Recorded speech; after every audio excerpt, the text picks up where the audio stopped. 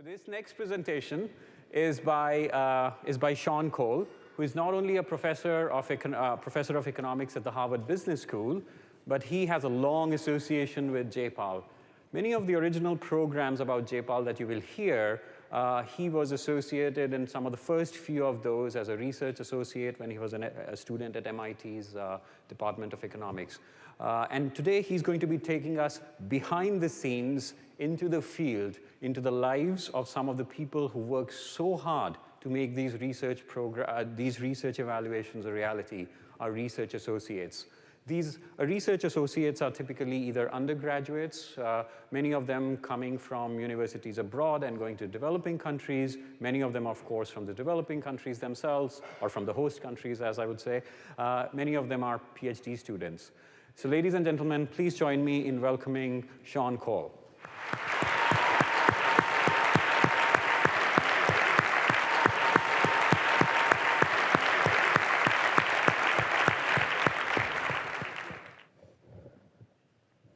Thanks a lot. It's a real pleasure to be here. As Iqbal said, I'm Shawn Cole. I'm on the faculty at the Harvard Business School and a JPAL affiliate. And when the call for speakers came out, I said, you know, what I'd really like to talk about is how the work actually gets done. Because the people who collect the glamour, get the prizes, give the speeches, do a lot of work. They're very creative. They're intelligent. But they couldn't do anything without the research associates.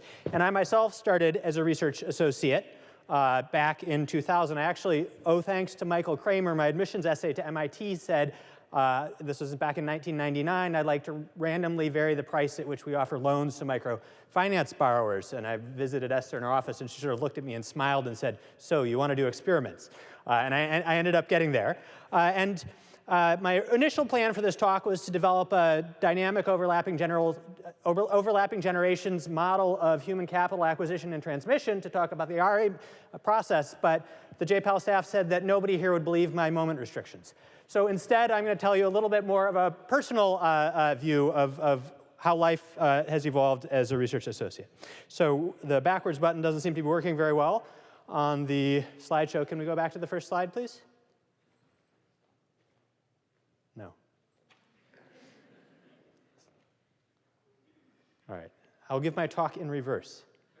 OK. So one more slide prior, please. And I'll try not to go for it. So when you're talking in front of economists, they really want to hear something. The standard is very high, because they want to hear something that's both true and not obvious. And so I thought, you know, what's the puzzle that we could think about ourselves? And I said, well, thinking back to my experience in 2001, 2002, Esther and Abhijit and myself and Lee Linden went to India, to Mumbai, and we struggled mightily to set up a single site of a randomized evaluation of the Balsaki remedial education program in India. And you know, I was working 22 hours a day. We had late-night phone calls.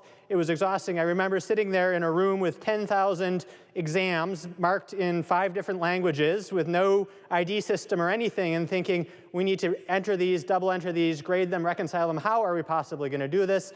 We called in for help. Annie Duflo came and helped. And so we managed to do this and get the paper out. But if you look at the numbers now, we've got over 500 evaluations going on around the world. And if you look, you know, on the JPAL site, you can see who's doing what. Some people are running 5 evaluations, 10 evaluations, more than 20 evaluations. I'm looking for Dean. How is this possible, right? An evaluation, if you're lucky, you can get from the grant writing phase to the publication phase into 2 to 3 years. This takes a ton of work. How can the PIs possibly do this? And the answer is they can't, and they don't. A ton of the work is done by the highly talented, extremely hardworking, and grossly underpaid research staff that we recruit to work for the Poverty Action Lab. So if you think about, you know, if you're not familiar with how exactly these programs work, you have to start out with an idea. You write a grant. Maybe a few months later, you'll get the money, find a partner who's willing to do this crazy thing you'd like to do, or maybe they've approached you. You have to get human subjects approval at your home university and often at the institution abroad, design the study. It's just a ton of things. So the frontline staff in this is really the field research associates and their supervisors, the program heads. And they help us with everything. They do the human subjects applications, respond to a ton of queries, help think about the design. Should we randomize at the individual level or the village level, the district level? They help us draft the baseline survey, iterate, revise, pilot, revise. And then they supervise a team of 200 or 50 or 40 surveyors who go out and interview thousands of households.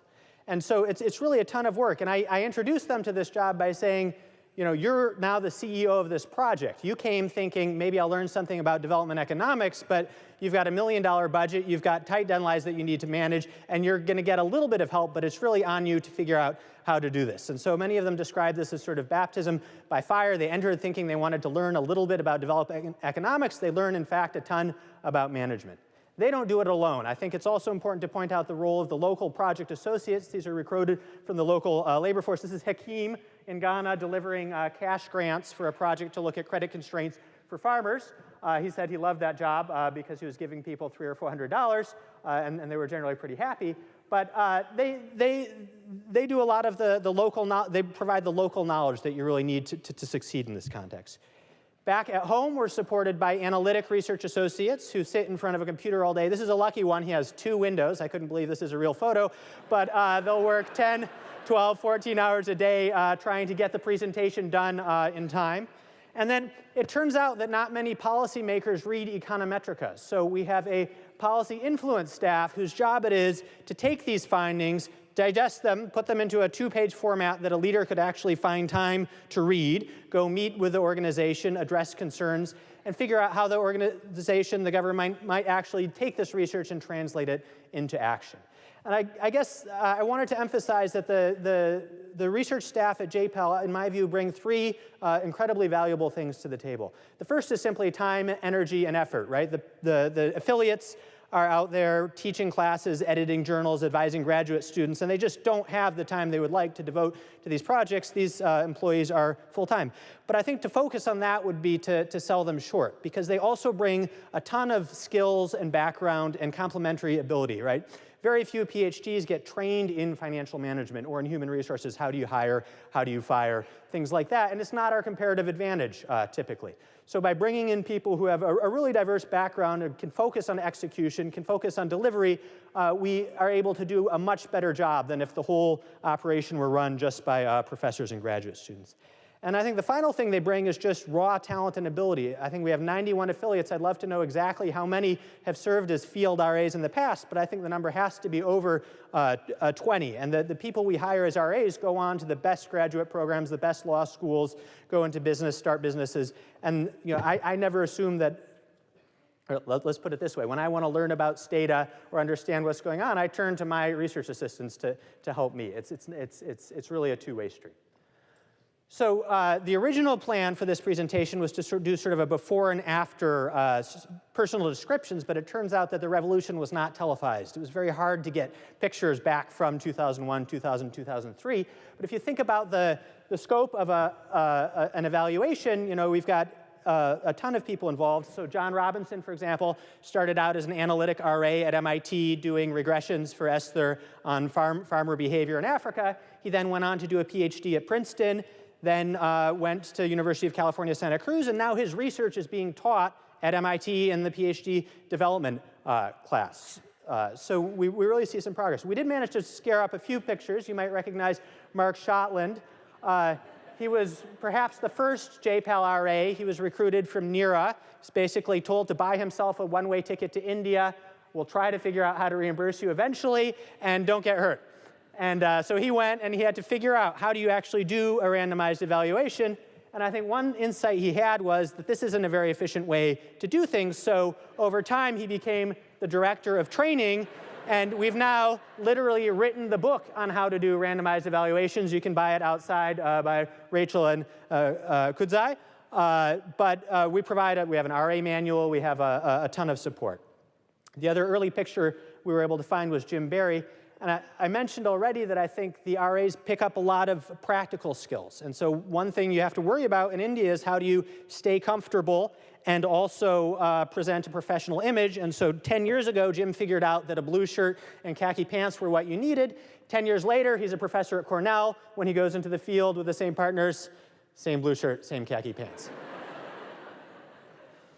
So this is Gautam. So I think another theme when I was talking to RAs and saying, what would you like me to convey about your experiences, is that participating or being part of JPAL can really make a big difference in your life. So this is Gautam Bastian. He had graduated from a local university in Mumbai. We hired him to help with the manage all these exams in the office in Pratham. And he then went to work for Michael Kramer, came to Columbia, did a master's, and now is a senior consultant at the World Bank, overseeing many randomized evaluations that they're doing in the gender and Africa space. So from relatively modest beginnings to quite impressive success.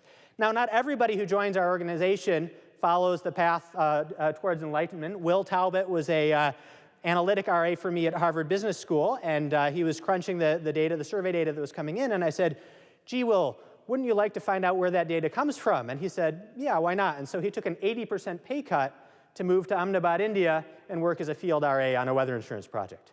Now, he thought it was interesting, but he went back, came back to Cambridge, went to Sloan Business School and Harvard Kennedy School, and is now at McKinsey. But he says that he learned a lot of valuable skills in data analysis that have really helped him distinguish himself from his peers. So I'll let Annie speak for herself. She started out, so to speak, as an RA in Udaipur and is now, as you know, the director of the Innovations for Poverty Action, and she's done a ton of work on policy influence, and we'll hear about that soon. I think it would be remiss in this conversation not to at least mention the PIs who proved incredibly uncooperative in providing pictures of themselves as RAs. I did go back on the Wayback Machine on the internet, and you can get some older pictures back when the world was still black and white.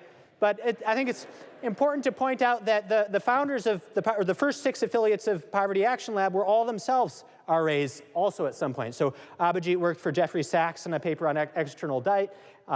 Esther worked for Professor Cohen on a paper on convergence. Michael worked for Barrow on another paper on convergence, and you could sort of go down the line. And I've personally worked as an RA for 4 of them, and I think that I was incredibly impressed by how much they seem to care about the experience being good for me and promoting my well-being. And I think that they've managed to carry that on 10 years later and still really thinking hard every day about how to make the RA experience a useful and productive one for those who participate, because you don't do it for the money.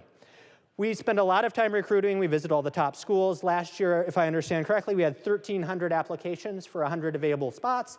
And one thing we've done recently is to try to get very committed to providing education and human capital development to the RAs. They're coming often straight out of undergraduate, sent to a country they've never been to before, and said, by the way, in 2 weeks you need to hire 40 people and survey 10,000 households. Now we give everybody a week-long introduction, either in New Hampshire, in India, in Africa. We have quarterly RA meets where we bring people together to share learnings. I think we only started randomly assigning jobs last year, so it's too late to tell you what the causal impact of working for Poverty Action Lab is. But we did do a survey of 99 alums to find out where they go. And it turns out that most of them stay in the production of knowledge. 44% are at a university, either as a student, researcher, or faculty member. Others join the multilateral organizations. A few go into the private sector. I think one testament to both the selection and treatment effect of JPAL is where they end up. So I'd be very hard-pressed to name another organization where the median academic placement is what we used to call the second best university in Cambridge, followed closely by MIT, Yale, and Princeton.